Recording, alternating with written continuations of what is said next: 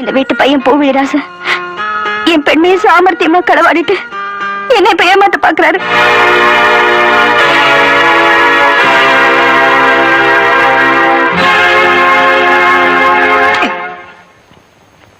உங்கள யாராவது ஒருத்தர் அவர்கிட்ட நல்ல விதமா சொல்லி எங்க 2 பேரையும் சேர்த்து வச்சிருங்க பிளீஸ்.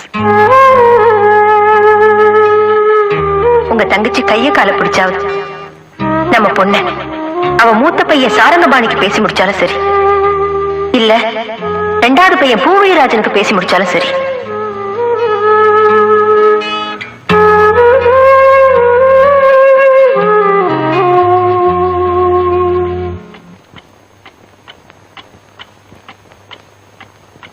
எங்க பார்த்தாலும் ஒரே கேடிங்களா இருக்காங்க.